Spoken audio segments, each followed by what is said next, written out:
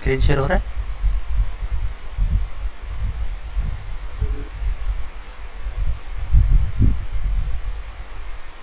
ठीक है।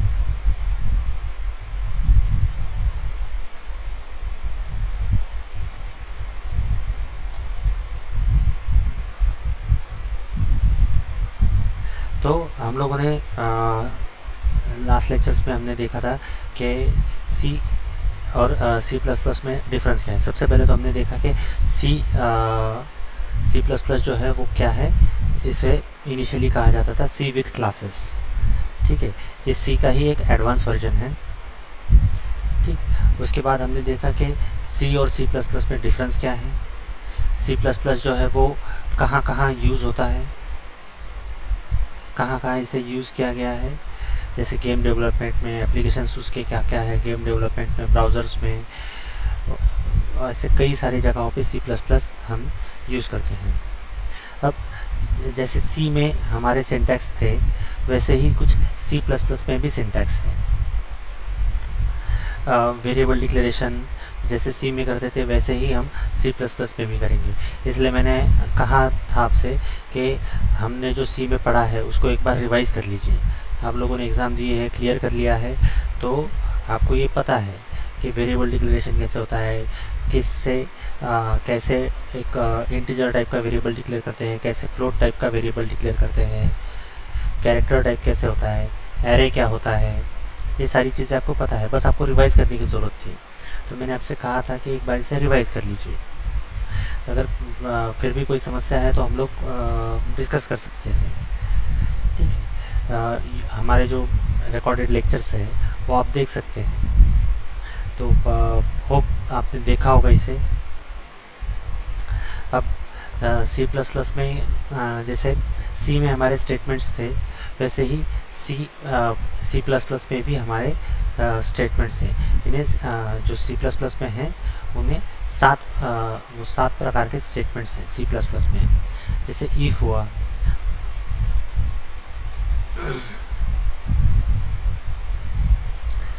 ठीक है।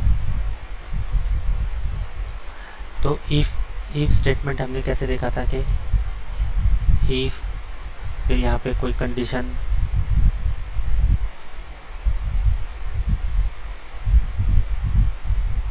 और अगर ये कंडीशन ट्रू होती है तो ये ब्लॉक एग्जीक्यूट होगा।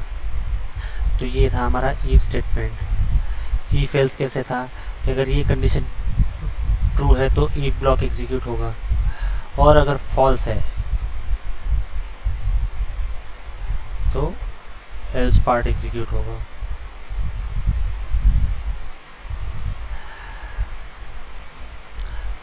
तो हमने इफ एल्स स्टेटमेंट्स भी देखे। अब ये जो सी में देखा था और जो हम सी प्लस प्लस में देखेंगे ये एग्जैक्टली सेम है, बस डिफरेंस क्या है, सी में हम लोग क्या देखते थे कि प्रिंट करने के लिए प्रिंटफ फंक्शन का यूज़ करते थे, रन टाइम इनपुट लेने के लिए, कीबोर्ड से इनपुट लेने के लिए हम स्कैनफ फंक्शन का प्रयोग करते थे। यहाँ पर क्या करेंगे, सी प्लस प्लस में क्या होगा, सी जो कंसोल पर प्रिंट करने के लिए क्या यूज़ करेंगे, हम सी आउट का प्रयोग करेंगे प्रिंटफ की जगह।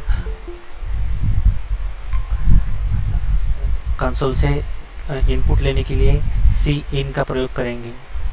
ठीक है, तो ऐसे कुछ माइनर चेंजेस हैं जो हम देखेंगे। ठीक है, फिर एल्स इफ स्टेटमेंट क्या था कि अगर ये कंडीशन ट्रू नहीं है तो एल्स में क्या आएगा, एल्स यहाँ पर हम एल्स इफ देते थे और यहाँ पर भी कंडीशन आएगी और आखिरी में आएगा एल्स। ज़रूरी नहीं है कि एल्स इफ कंडीशन में अंत में एल्स देना ही है, आप विदाउट एल्स भी ये दे सकते हैं else if statement. If the condition is true, then it will be appear as or if. देखिए, अगर पहली कंडीशन ट्रू हो गई तो इफ़ ब्लॉक एग्जीक्यूट होगा। ठीक है, इफ़ कंडीशन की अगर बात करें तो अगर ये ट्रू हो गई तो ये सिर्फ ये ही ब्लॉक एग्जीक्यूट होगा, इफ़ वाला ब्लॉक। अगर ये इफ़ कंडीशन फॉल्स है, ठीक है, तो ही ये नेक्स्ट कंडीशन चेक करेगा जो कि एल्स इफ़ की है। ठीक है। अगर ये भी कंडीशन फॉल्स है तो वो अगली कंडीशन चेक करेगा अगर कोई एल्स इफ की कंडीशन है क्या, और अगर सारी कंडीशंस अगर फॉल्स है तो फिर एल्स ब्लॉक वो ऑटोमेटिकली एग्जीक्यूट कर देगा, ठीक है। लेकिन अगर पहली कंडीशन ट्रू है इफ़ की, पहली कंडीशन अगर फॉल्स है तो क्या होगा, ये नेक्स्ट पे आएगा एल्स इफ पे, और अगर ये कंडीशन ट्रू मिल गई तो ये ब्लॉक एग्जीक्यूट करके एल्स पार्ट को छोड़ देगा और डायरेक्टली इसके बाहर चला जाएगा एल्स इफ लैडर के, ठीक है। तो स्विच स्टेटमेंट्स में हमने क्या देखा था कि स्विच स्टेटमेंट्स में हम दो इनपुट दे सकते हैं, आइदर कैरेक्टर और इंटीजर, ठीक है। तो स्विच का सिंटैक्स कैसे था,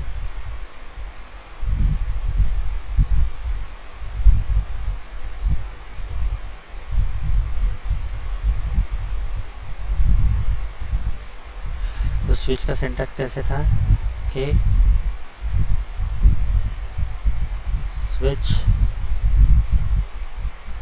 स्विच क्या है, एक प्रीडिफाइंड कीवर्ड है, ठीक है। तो ऐसे लिखते थे, यहाँ पे हम क्या देते थे,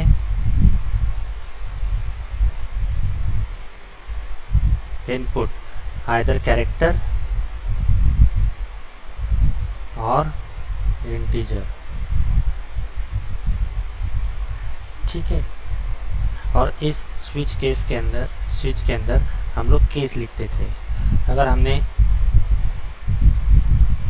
मान लीजिए कि कोई एक कैरेक्टर दिया है तो यहाँ पे केस में आएगा, हम लोग ए चेक कर रहे हैं कि केस ए में क्या होगा, फिर उसके स्टेटमेंट्स, और अंत में यहाँ पे क्या लिखते थे, ब्रेक, फिर क्या होगा, केस बी, फिर उसके स्टेटमेंट्स, और फिर यहाँ पे लिखते थे ब्रेक, और सबसे आखिरी में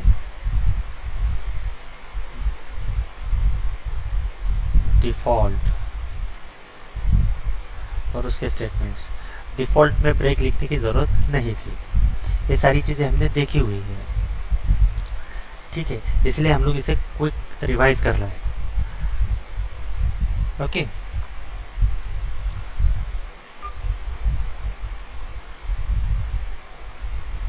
ठीक है, तो आज हम देखते हैं कि ब्रेक स्टेटमेंट्स कैसे काम करता है, ठीक है। एक्चुअली ब्रेक स्टेटमेंट भी हमने देखा हुआ है, लेकिन मुझे लगता है कि ब्रेक स्टेटमेंट हम लोग इसको एक प्रोग्राम के थ्रू देख लेते हैं, ठीक है। तो ब्रेक स्टेटमेंट क्या करता है, ब्रेक स्टेटमेंट प्रोग्राम के लूप के और स्विच केस के एग्जीक्यूशन का काम किसी भी कंडीशन पर बंद कर सकता है। जैसे हमने देखा कि ब्रेक स्टेटमेंट अभी स्विच केस में हमने उसके सिंटैक्स में देखा कि हम उसको ब्रेक स्टेटमेंट केसेस को ब्रेक करने के लिए यूज़ करते हैं। तो वैसे ही हम कोई एक लूप एग्जीक्यूशन चल रहा है तो उस लूप को ब्रेक करने का काम भी ब्रेक स्टेटमेंट करता है। अब एक एग्जांपल के ज़रिए देखते हैं इसे।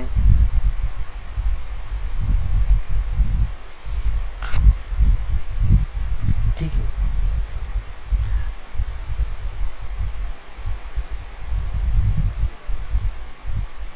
सबसे पहले हमने क्या किया, एक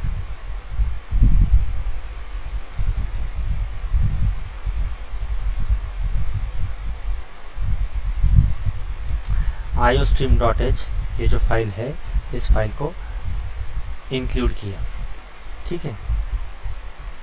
अब क्या किया हमने, एक इंटीजर वेरिएबल डिक्लेयर किया है, integer i is equal to 0, और इसको हमने वाइल लूप में एग्जीक्यूट करवाया कि कब तक लूप चलेगा ये, जब तक i की वैल्यू 20 या 20 से छोटी है तब तक, ठीक है।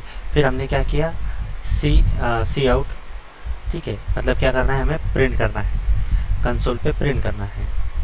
तो वैल्यू ऑफ i इज़, उस i की वैल्यू को हमने यहाँ पर प्रिंट कर दिया, ठीक है।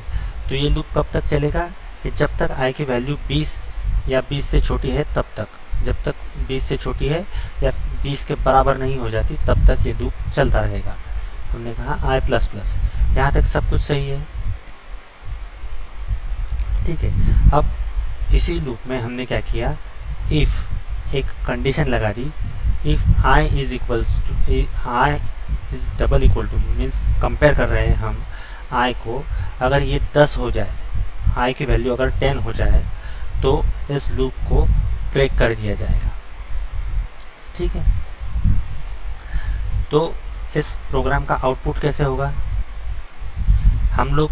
हमने क्या कहा कि ये जो लूप है व्हाइल लूप, ये लूप कब तक चलेगा कि ये लूप जब आई की वैल्यू 20 नहीं हो जाती तब तक। आई की वैल्यू क्या है करंटली 0। ठीक है, तो लूप कब तक चलेगा कि जब तक आई की वैल्यू 20 या 20 से कम है, 20 से कम है, और जब तक वो 20 नहीं हो जाती तब तक ये लूप चलता रहेगा, अप टू 20 तक ये लूप चलेगा। ठीक है, लेकिन अब और हम उसकी वैल्यू को प्रिंट भी कर रहे हैं यहाँ पर। ठीक है, अब पहली बार लूप एग्जीक्यूशन हुआ तो आई की वैल्यू क्या थी 0, फिर 1 2 3 4 5 6 7 8 9। ठीक है, 9 प्रिंट हो गया। अब 9 जैसे ही ये देखिए,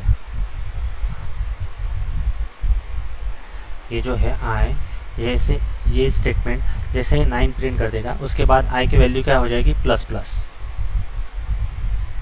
ठीक है, तो जब आई की वैल्यू प्लस प्लस, इसके बाद प्लस प्लस होगी तो क्या हो जाएगा, आई की वैल्यू क्या हो जाएगी 10। आई की वैल्यू क्या हो गई अभी 10। तो जब हम यहाँ पर चेक कर रहे हैं कि if I is equal to 10, अगर ये सही है तो क्या करो, ब्रेक कर दो, तो क्या हो जाएगा, ये जो व्हाइल लूप है ये पूरा का पूरा ब्रेक हो जाएगा। बस व्हाइल लूप ब्रेक हुआ तो ये कहाँ आ जाएगा, इसके नेक्स्ट स्टेटमेंट पे, मीन्स यहाँ पर, और यहाँ से हमारा प्रोग्राम एंड हो जाएगा। तो इस प्रोग्राम का आउटपुट क्या रहेगा, 0 से लेके 9 तक हम लोग यहाँ पर प्रिंट कर सकते हैं। इस प्रोग्राम का आउटपुट ये रहेगा कि ये प्रोग्राम 0 से लेके 9 तक प्रिंट करेगा, जबकि हमने यहाँ पर कंडीशन क्या दी थी कि इसको कब तक चलाना है, कि जब तक ये वैल्यू 20 ना हो, आई की वैल्यू 20 ना हो, 0 से लेके 20 तक इसका लूपिंग चलता रहना चाहिए। ठीक है, कोई डाउट है इसमें?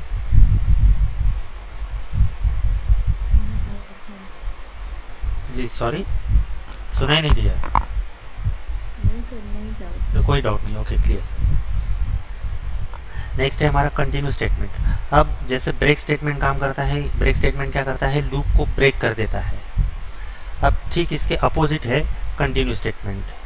ठीक है, कंटिन्यू स्टेटमेंट प्रोग्राम के लूप्स के कंडीशन के जो कोई कंडीशन होती है, उस कोई एक कंडीशन को स्किप करने का काम कंडीशन स्टेटमेंट कर देता है, और लूप हमारा एग्जीक्यूट होता ही रहता है।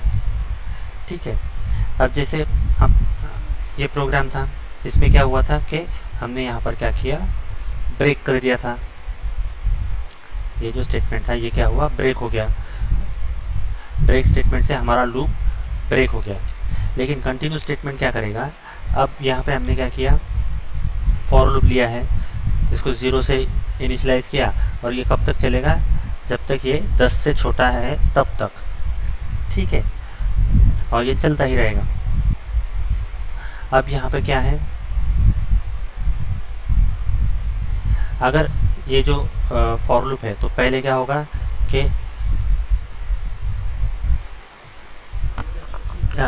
एक होल्ड कीजिए, होल्ड कीजिए।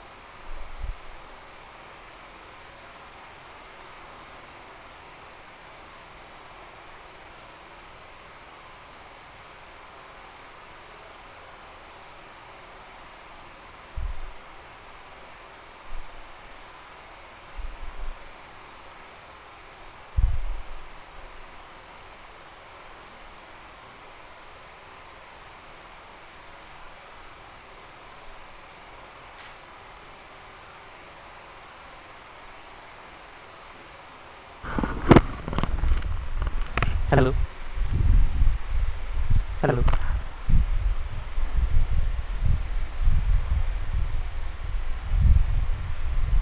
आवाज़ आ रही है?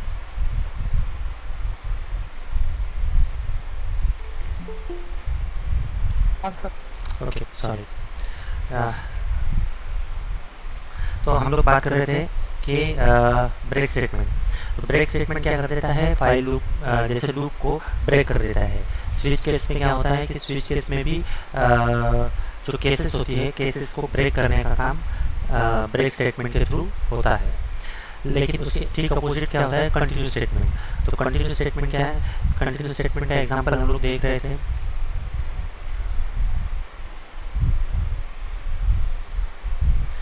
तो कंटिन्यू स्टेटमेंट का एग्जांपल हमने देखा कि एक फॉर लूप हमने यहाँ पर एक इनिशियलाइज किया है, फॉर लूप। अब ये फॉर लूप 0 से स्टार्ट होगा, 0 से स्टार्ट हुआ फॉर लूप, आई की वैल्यू 0 है। फिर यहाँ पर कंडीशन चेक हुई कि आई की वैल्यू अगर 7 है क्या, आई की वैल्यू अगर 7 नहीं है, आई की वैल्यू अगर 7 नहीं है तो क्या होगा, ये नेक्स्ट पे जाएगा। ठीक है, अगर ये कंडीशन फॉल्स हो गई तो ये जो इनर लूप है ये एग्जीक्यूट नहीं होंगे। जो इनर स्टेटमेंट्स है लूप इफ कंडीशन के अंदर, तो वो एग्जीक्यूट नहीं होंगे। एंड देन डायरेक्टली कौन सा स्टेटमेंट एग्जीक्यूट होगा, ये स्टेटमेंट।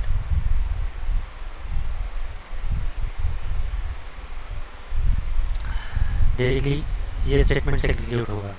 तो क्या होगा, अब आई की वैल्यू 0 है तो ये क्या होगा, 0 प्रिंट होगा। फिर 1 2 3 4 5 6 तक प्रिंट होगा। और उसके बाद क्या होगा कि जब आई की वैल्यू 7 हो जाएगी तो यहाँ पर हमें क्या मिल रहा है कि if I is equal to 7 then क्या होगा, नंबर इज स्किप। तो यहाँ पर प्रिंट होगा कि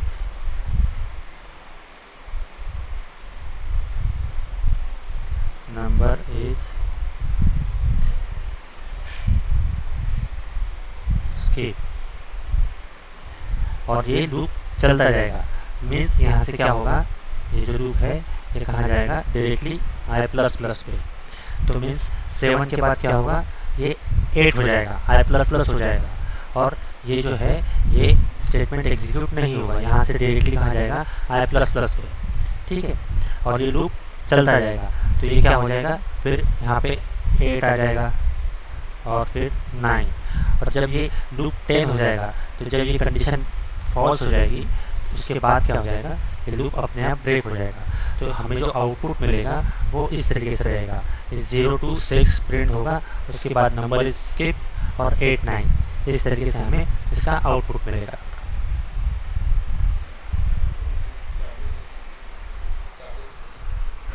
निकाल लीजिए।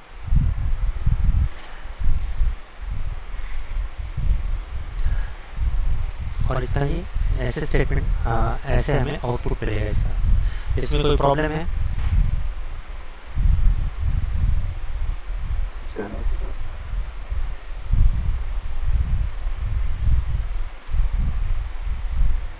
ठीक है, नेक्स्ट है हमारा go to statement. Go to statement, ये जो स्टेटमेंट है ये C++ प्रोग्रामिंग का एक स्टेटमेंट है जिसमें लेबल्स का यूज़ किया जाता है। ठीक है, इसमें दो प्रकार के लेबल होते हैं, एक होता है फॉरवर्ड लेबल एंड एक होता है बैकवर्ड लेबल। ठीक है, तो जब गो टू स्टेटमेंट कुछ स्टेटमेंट्स को छोड़ के उसके अगले स्टेटमेंट को एग्जीक्यूट करता है तो उसे फॉरवर्ड गो टू स्टेटमेंट कहा जाता है। और किसी पीछे मतलब कोई पिछला स्टेटमेंट अगर एग्जीक्यूट करना है हमें तो उसे बैकवर्ड गो टू स्टेटमेंट कहा जाता है। ठीक है, तो ये एक एग्जांपल है हमारे पास गो टू स्टेटमेंट का। हमने क्या किया है, एक 3 वेरिएबल्स डिक्लेयर किए हैं इंटीजर टाइप के। एक वेरिएबल है हमारे पास, एक वेरिएबल है हमारे पास कैरेक्टर टाइप का।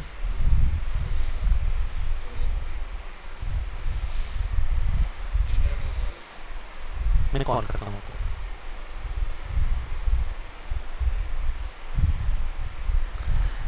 तीन इंटीजर स्टेटमेंट्स हैं हमारे पास, एक कैरेक्टर स्टेटमेंट, एक कैरेक्टर वेरिएबल्स है हमारे पास, और 3 इंटीजर वेरिएबल्स है, num1 num2 num3।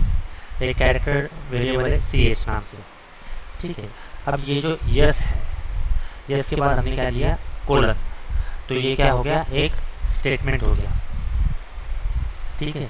तो यहाँ पर हमसे ये एक स्टेटमेंट हो गया। काउंट सी आउट मीन्स हमने क्या किया, प्रिंट किया कंसोल पे, एंटर 2 वैल्यूज़, ठीक है, और सी इन के ज़रिए हमने 2 वैल्यूज़ का इनपुट ले लिया, ठीक है।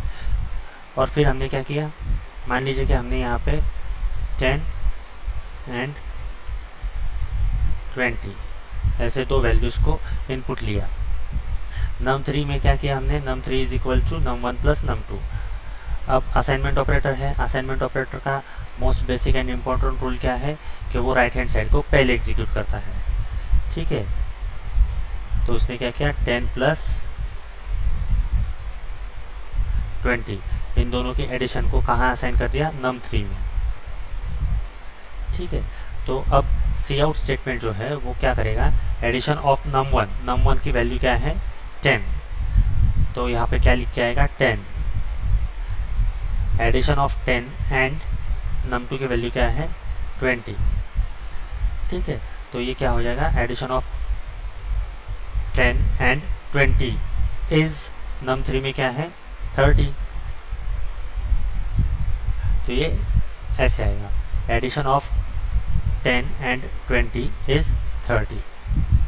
अब उसके बाद वाला स्टेटमेंट एग्जीक्यूट होगा, do you want to continue, अगर y प्रेस करते हैं तो ये यस के लिए होगा और n प्रेस करते हैं तो वो नो के लिए होगा।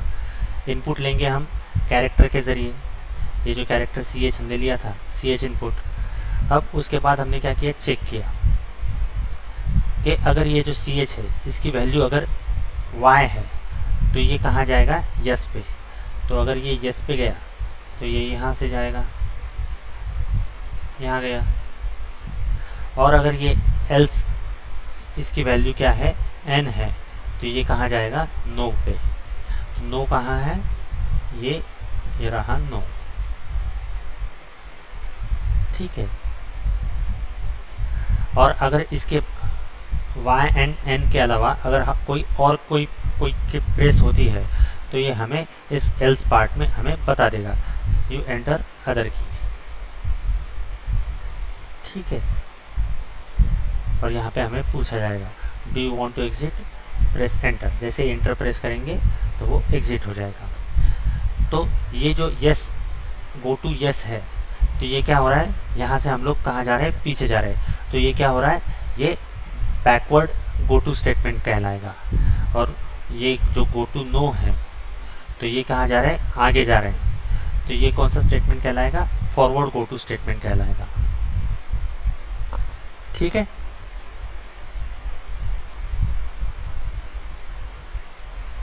जी सर, ठीक है।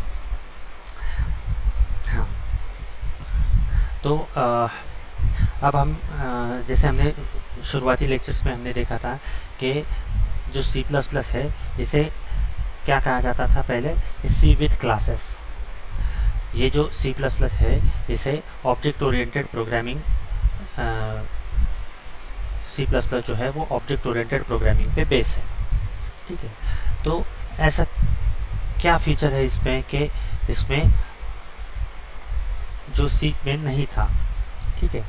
तो सबसे बढ़िया और सबसे इम्पोर्टेंट चीज़ क्या थी कि ये जो C++ है इसमें क्या था, क्लासेस एंड ऑब्जेक्ट का इंट्रोडक्शन हमें करवाया गया, ठीक है। अब जो ऑब्जेक्ट्स है वो क्लासेस के डेटा को एक्सेस करने के लिए उनको हम यूज़ करते हैं, और जो क्लासेस है वो एक स्ट्रक्चर की तरह होते हैं। जो हमने C में स्ट्रक्चर देखा था वैसे ही स्ट्रक्चर क्लासेस का होता है, और जो ऑब्जेक्ट्स होते हैं उन ऑब्जेक्ट्स के ज़रिए हम क्लासेस के डेटा को एक्सेस करते हैं।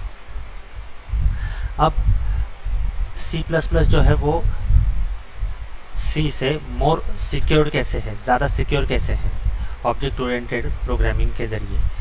तो ऐसी क्या बात है कि जिससे हम हमारे जो क्लासेस का डेटा है वो और सिक्योर कर सकते हैं।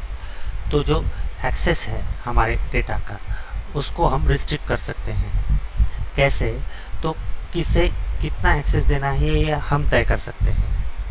सी में हमें ये फैसिलिटी नहीं थी, लेकिन सी प्लस प्लस में हमें ये फैसिलिटी मिल रही है कि किसे कितना एक्सेस मिलना चाहिए। ठीक है, तो ऐसे जो एक्सेस जिनको देने का काम करते हैं उन्हें कहा जाता है access modifier. C plus plus में इनको एक्सेस मॉडिफायर कहा जाता है। ठीक है। डेटा प्रोटेक्शन क्लासेस का एक बहुत इम्पॉर्टेंट फीचर है ये। क्लासेस को आप जब एक्सेस करते हैं, इनके एक्सेस को कंट्रोल करने के लिए जो मॉडिफायर्स होते हैं उनको एक्सेस मॉडिफायर कहा जाता है। ये 3 प्रकार के होते हैं। ठीक है, पहला होता है पब्लिक। पब्लिक में क्या होता है कि कोई भी जो वेरिएबल्स या फंक्शंस पब्लिकली डिक्लेयर किए गए हैं उनको कोई भी दूसरा क्लास एक्सेस कर सकता है। प्राइवेट में क्या होता है कि जो वेरिएबल्स या फंक्शंस प्राइवेटली डिक्लेयर होते हैं उन्हें सिर्फ उसी क्लास तक एक्सेस किया जा सकता है, क्लास के बाहर उनको एक्सेस नहीं कर सकते। ठीक है, अगर हमने किसी वेरिएबल को या फंक्शन को एक्सेस मॉडिफायर नहीं दिया है तो बाय डिफ़ॉल्ट ये सभी मेंबर्स या फंक्शंस प्राइवेट रहेंगे। प्रोटेक्टेड ऐसे होते हैं कि जो वेरिएबल्स या फंक्शंस प्रोटेक्टेड होते हैं उन्हें सिर्फ वही क्लासेस एक्सेस कर सकते हैं जो करंट क्लास को इनहेरिट करते हैं। ठीक है, मीन्स ए क्लास के वेरिएबल्स अगर बी क्लास में हमें एक्सेस करने हैं और वो प्रोटेक्टेड हैं तो सिर्फ वो बी क्लास तक ही आएंगे। अगर बी क्लास को किसी सी क्लास ने इनहेरिट किया है तो वो सी क्लास तक नहीं जाएंगे।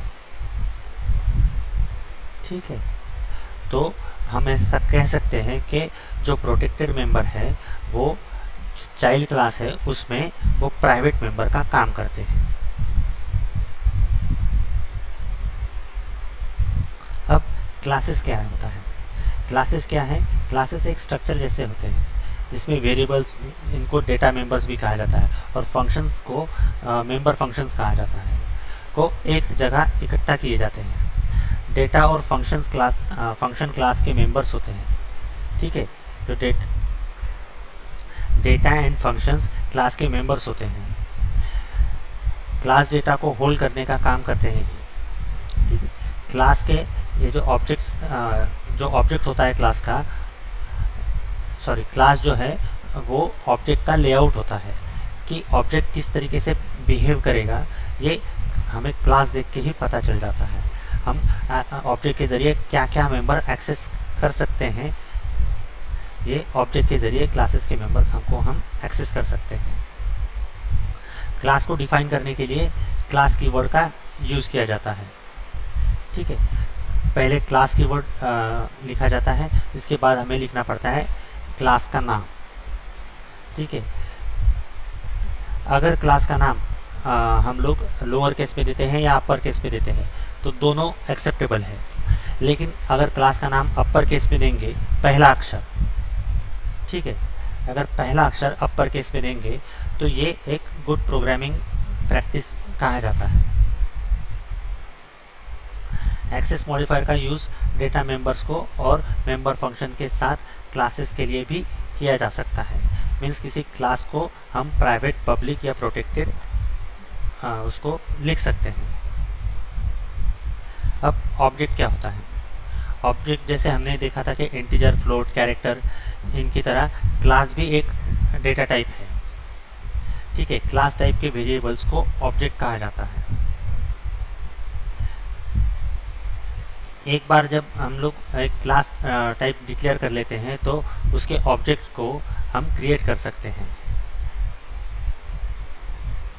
ठीक है, इन ऑब्जेक्ट के माध्यम से हम क्या कर सकते हैं, क्लास के पब्लिक मेंबर फंक्शंस को क्लास के बाहर से भी कॉल कर सकते हैं और क्लास के पब्लिक वेरिएबल्स को इनिशियलाइज भी कर सकते हैं। एक क्लास के कितने भी ऑब्जेक्ट्स क्रिएट हो सकते हैं, इसमें कोई लिमिटेशन नहीं है।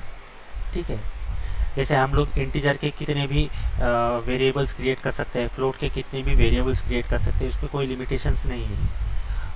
वैसे ही क्लास के हम कितने भी ऑब्जेक्ट्स क्रिएट कर सकते हैं।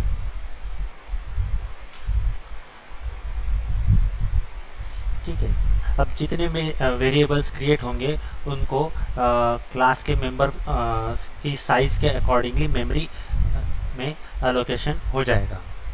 क्लास ऑब्जेक्ट्स क्रिएट करने का जनरल सिंटैक्स जो है वो ये है कि क्लास नेम लिखा जाएगा, उसके बाद लिखा जाएगा ऑब्जेक्ट नेम, और ऑब्जेक्ट ये मल्टीपल भी हो सकते हैं, इसलिए ये ब्रैकेट में एस है। ठीक है, तो जैसे हम लोग लिखते थे कि वेरिएबल डिक्लेरेशन कैसे करते थे, हमने किया इंटीजर ए, तो ये क्या हुआ, वेरिएबल डिक्लेरेशन। वैसे ही हम लोग क्या कर सकते हैं, यहाँ पे क्लास का नाम लिख के, मान लीजिए कि हमारे पास एक कोई स्टूडेंट नाम का एक क्लास है,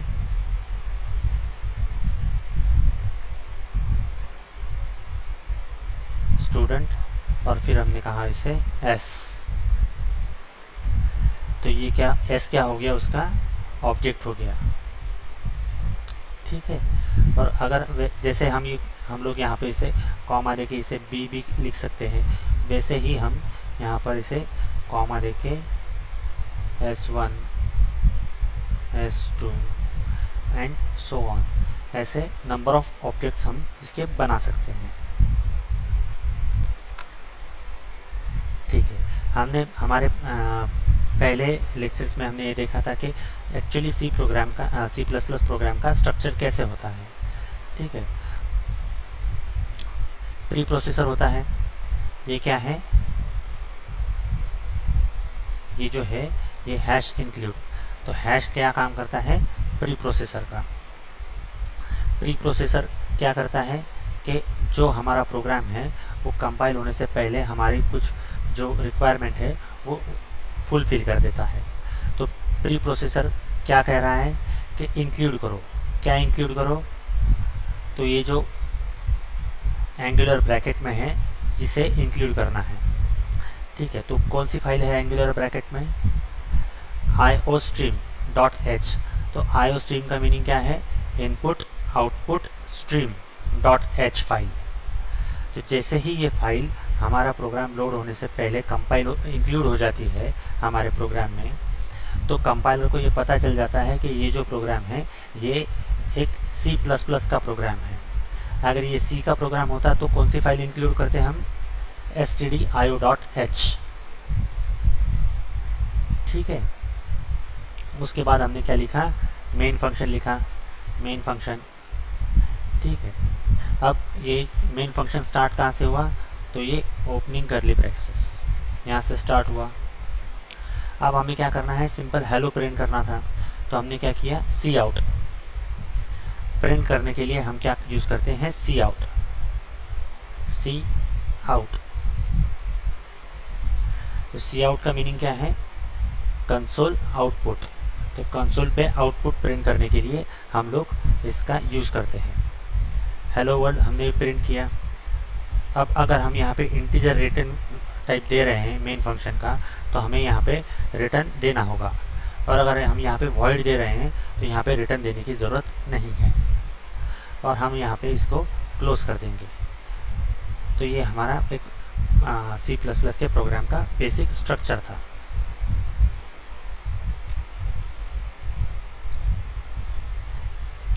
फिर आते हैं हम डेटा टाइप्स पे। सी में हमने डेटा टाइप्स देखे थे कि integer, float, character, double, void. ठीक है, सॉरी वॉइड डेटा टाइप नहीं है, वॉइड जो है डेटा टाइप नहीं है। वॉइड क्या है, एक कीवर्ड है, ये डेटा टाइप नहीं है।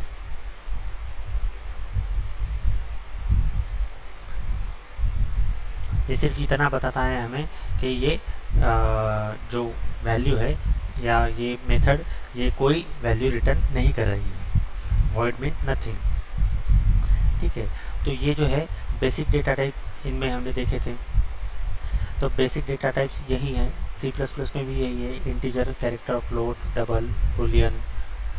ठीक है, जो डिराइव्ड डेटा टाइप है वो क्या है, एरेज देखे थे हमने, पॉइंटर देखे था, और फंक्शंस देखे थे। अब जो यूज़र डिफाइंड डेटा टाइप है, यहाँ पर ये सबसे इम्पॉर्टेंट चीज़ है कि C++ में हम लोग क्या देखेंगे, यूज़र डिफाइंड डेटा टाइप जो कि क्लास है। ठीक है, तो बेसिक डेटा टाइप में क्या है, C++ में कितने डेटा टाइप्स के प्रकार हैं, तो 3 प्रकार हैं। एक होता है बेसिक डेटा टाइप, दूसरा होता है डिराइव्ड डेटा टाइप, तीसरा होता है यूज़र डिफाइंड डेटा टाइप। ठीक है, 3 टाइप है ये डेटा टाइप्स के, basic, derived end user defined. Basic में भी और टाइप है, integer, character, float, double, Boolean. Derived में क्या है, एरेज है, पॉइंटर है, फंक्शन है। और यूज़र डिफाइंड में क्या है, क्लासेस एंड इन्यूमरेशन। तो ये बेसिक चीज़ें हैं ये। ठीक है, यहाँ तक किसी को कोई प्रॉब्लम है?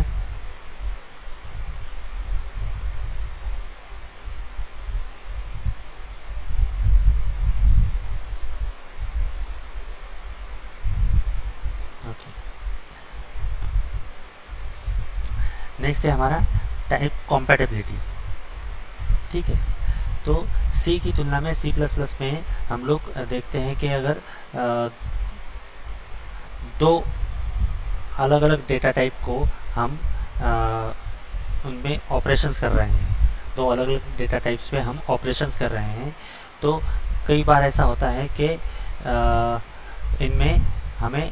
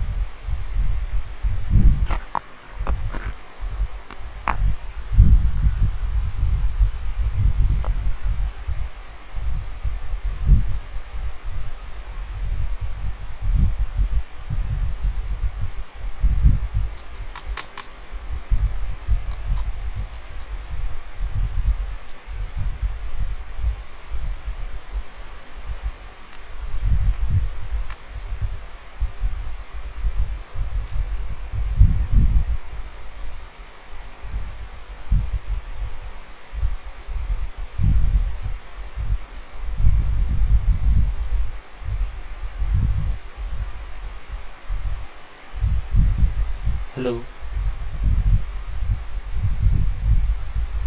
हेलो, आवाज़ आ रही है? यस सर, आ रही है। हेलो, जी जी, यस। ठीक है। तो जैसे हम लोग 2 अलग अलग डेटा टाइप पे काम कर रहे हैं, तो कई बार क्या होता है कि हमें पता नहीं चलता है, लेकिन हमारे प्रॉपर आउटपुट नहीं मिल रहा है, कई बार हमारा डेटा लॉस हो जाता है। तो ये जो टाइप ऑफ कंपैटिबिलिटी है, तो इसको जानना हमारे लिए बहुत ज़्यादा इम्पोर्टेंट है कि अगर हमें डेटा लॉस हो रहा है तो किस टाइप ऑफ कंपैटिबिलिटी की वजह से हमारा डेटा लॉस हो रहा है। तो इसमें क्या होता है, ये 3 प्रकार हैं। ठीक है, कंपाइलर के द्वारा इसके 3 प्रकार किए गए हैं। एक होता है असाइनमेंट, एक्सप्रेशन एंड पैरामीटर। तो असाइनमेंट के ज़रिए देखिए क्या होता है कि असाइनमेंट अगर हमने लिया है, एक फ्लोट वेरिएबल हमने डिक्लेयर किया है। ठीक है, फ्लोट वेरिएबल्स वैल्यू कैसे होल्ड करते हैं, पॉइंट के बाद वैल्यू भी हम उसमें फ्लोट वेरिएबल में स्टोर कर सकते हैं। तो 12.5 ये हम फ्लोट वेरिएबल में स्टोर कर सकते हैं, n1 में स्टोर कर सकते हैं। अब इंटीजर में अगर हम क्या करेंगे, अगर integer n2 is equal to n1, n1 क्या है, फ्लोट वेरिएबल है, और अगर हम इसको एक इंटीजर टाइप ऑफ वेरिएबल में असाइन कर रहे हैं, तो क्या हो जाएगा, ये जो पॉइंट के बाद वाली वैल्यू है 0.5, ये क्या हो जाएगी, इसका लॉस हो जाएगा। और ये इंटीजर में स्टोर क्या करेगा, सिर्फ 12 स्टोर करेगा। तो हमें क्या लॉस हुआ, 0.5। तो जब हम किसी वेरिएबल को वैल्यू असाइन करते हैं, तो हमें ये भी देखना ज़रूरी होता है कि क्या वो वेरिएबल उसी डेटा टाइप का है जिस वेरिएबल की वैल्यू हम उसे असाइन कर रहे हैं। ठीक है, तो अगर हमारे पास 2 वेरिएबल है,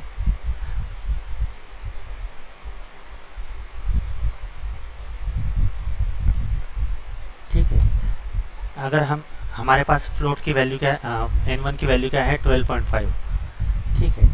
और हमने कहा integer n2 is equals to n1 multiplied by 2। अगर हमने ऐसा कहा तो इसका आउटपुट क्या आना चाहिए? अगर हम इसको प्रॉपरली देखें तो 12.5 मल्टीप्लाइड बाय 2 तो कितना आएगा? ये 25 आना चाहिए, लेकिन एक्चुअल आंसर इसका कितना आएगा? 24 आएगा। ऐसा क्यों हुआ? क्योंकि ये जो 12 फ्लोट वैल्यू है, पॉइंट के बाद वाली वैल्यू 0.5, तो ये असाइन करते वक्त ये ली ही नहीं गई।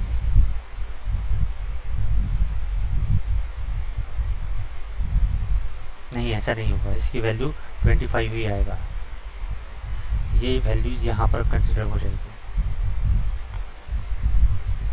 ठीक है। तो पॉइंट क्या है कि जो पॉइंट के बाद वाली वैल्यू है, इनको हमें अगर इम्पोर्टेंस देना है इसको वैल्यूज को, तो असाइन करते वक्त भी यहाँ पर भी फ्लोट वैल्यू ही लेनी चाहिए, फ्लोट डेटा टाइप ही लेना चाहिए, तभी ये असाइन होगा प्रॉपर। और अगर किसी फ्लोट वेरिएबल को किसी इंटीजर वेरिएबल में हम असाइन करते हैं तो क्या हो जाएगा? इसका डेटा लॉस हो जाएगा। दूसरा है एक्सप्रेशन, जैसे ये है। अब अगर हम लोग चेक करते हैं 3 डिवाइडेड बाय 2, तो इसका एक्चुअल रिजल्ट क्या होना चाहिए? 1.5 होना चाहिए। लेकिन हम लोग, ठीक है, किस वेरिएबल में चेक कर रहे हैं इसे, किस वेरिएबल में हम लोग इसे वैल्यू कलेक्ट कर रहे हैं? इंटीजर में। तो पॉइंट के बाद वाली वैल्यू ये लेगा ही नहीं, तो 0.5 आएगा ही नहीं। तो इसका परिणाम क्या आएगा? हमें सिर्फ 1 आएगा। तो 3 डिवाइडेड बाय 2 क्या आएगा? 1 आएगा।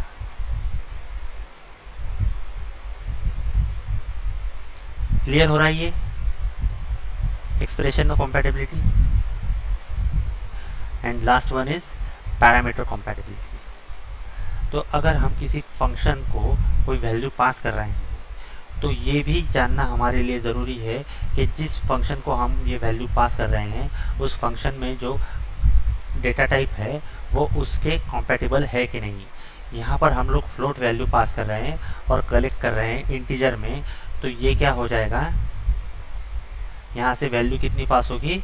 8.2, लेकिन कलेक्ट कितनी होगी? सिर्फ 8 ही कलेक्ट होगी। n में कितनी वैल्यू कलेक्ट होगी? सिर्फ 8 वैल्यू कलेक्ट होगी। एंड इसके अंदर के जो भी ऑपरेशंस रहेंगे वो सिर्फ एक कलेक्टेड वैल्यू पर ही रहेंगे, इसलिए हमें आउटपुट गलत मिलेगा। ठीक है, कोई डाउट है इसमें?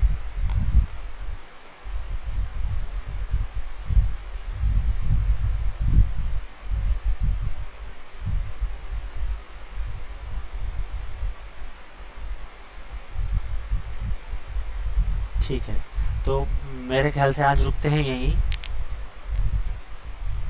ठीक है,